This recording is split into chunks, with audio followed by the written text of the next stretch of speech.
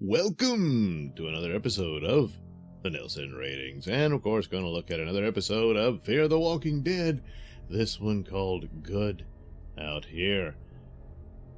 This one more or less revolved around Nick, and a bit of an explanation as to why he was kind of cooped up at the camp and not wanting to go out, hence the title, and so he does.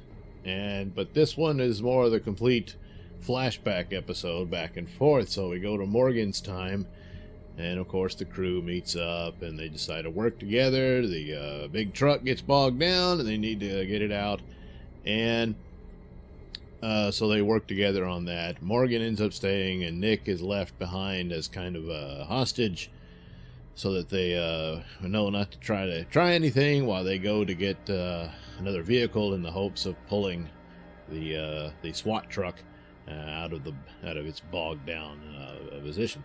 So they do, and here we learn things, and Nick learns a little bit about Morgan and all that, and Morgan tries to teach Nick. When it becomes apparent, an El Camino blazes by, and Nick recognizes who it is, and it immediately, because you don't realize it at the time, they're being a little tricky with that, and he wants to go get this guy, and Morgan's trying to stop him, and Morgan's all bent on this, seeking the revenge. He's back on his being a Buddhist monk again, which again, a repetitive storyline. Now, it fits with his personality to somewhat degree, but Morgan, of course, as he's walking away, he feels he needs to stay away from people, because when he becomes involved, he'll lose them, and if he loses them to the violence of others, he'll become angry again and become psychotic Morgan, turn into Terminator, and start wiping them all out. And that's why he wants to just stay away from people. But of course, it becomes impossible. You think it wouldn't be after the apocalypse, but no, he's going to keep running into people. And now, of course, he's running to the other show. So this reveals a bit of a mystery as to why is Nick so mad at this guy. They give you some clues. And when they flash back, when it's in bright color, you're in the past. When it's desaturated, you're in the present. So they go back, and of course it's of interesting of who isn't there. Well, Madison isn't part of the group in Morgan's time. So right off the bat, couldn't help but think, oh no, did something happen to Madison? And this is why Nick hates this man that's in the car. But then other clues. There's the little girl, Charlie, I believe, who turned out to have been a spy or mole, if you will, that the nefarious group that they encountered last episode. She was planted in their group, and Nick came to care about the girl and all that. And so then you think, this guy seemed to be the main, caretaker of the girl or what have you from the bad group. And so what happened? Did he get the girl killed, or did he do something really, or is it just because he corrupted her to be this spy and all that sort of thing? But I mean, it would have to be something worse than that, because Nick, is just he just wants to murder this guy. So he does murder this guy. He catches up with him. Morgan tries to talk him out of it, but he's not listening. And Morgan, well, what can I do? It's your life. And so Nick does kill this man, and then he's kind of like, well, maybe I shouldn't have done that. I don't know. It looks that way. He's flashing back to when he and Madison went out to get supplies and whatnot, and so it's back and forth. So again, it's suggesting Madison again might be dead. It's sort of hinting at that, but you don't know. And we realize it's not the little girl. She's not dead, because guess what? All of a sudden, while he's reminiscing about being out with his mom, you hear a gunshot, and yes, Nick is shot in the chest, and he dies. This was Nick's death scene. I wouldn't say that it's his actual final episode, because you've got the flashback bit going on. So this is a strange thing where this actor will probably still be playing parts throughout this season to bring the story together as to what happened here. So the little girl is still running around with these people, and she shot Nick because she probably has more loyalties to the bad group than she does him. And there you go. Nick dies. It's all sad, and the show ends.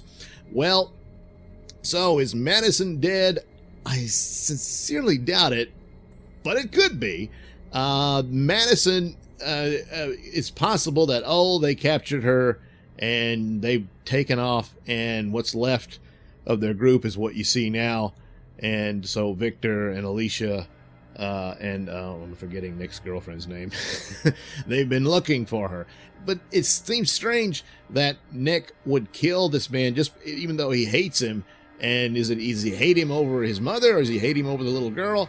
Either way, if this group has his mother, you need the guy to speak up about it. So unless the situation is that this guy's gone off on his own and he knows he's no longer a part of that group and wouldn't have any idea where Madison is. But so I don't know. It's a possibility that she is dead. However, of course, Madison has been seen as the Rick Grimes of this version of The Walking Dead. So it seems unlikely that she would be dead already, but that doesn't mean it's not so. It would be kind of bad because the only interesting characters in this series has been Madison, Victor, and Daniel. Now, Daniel, we don't see hide or hair of him either. Did he die at the end of the other series? We don't know. Chances are he didn't, unless we get another little flashback that shows how he did. But in any case, it would be kind of a loss for a show that can't afford to lose its interesting characters. However, Nick was a character that showed some promise here and there, but after a while, he would get on my nerves. and he's another one of these characters who could see the writers might become too repetitive with him. I'm afraid they'll be doing that with Alicia, but so it was a good scene and a good way for him to leave and exit, although, as I said, I'm sure the flashbacks will still show him. But a well-done episode, still not in the level of the Daniel episode from last season, but still pretty good and the best so far for season 4 of Fear the Walking Dead. So 4 out of 5 stars for Good Out Here, sorry, of Fear the Walking Dead.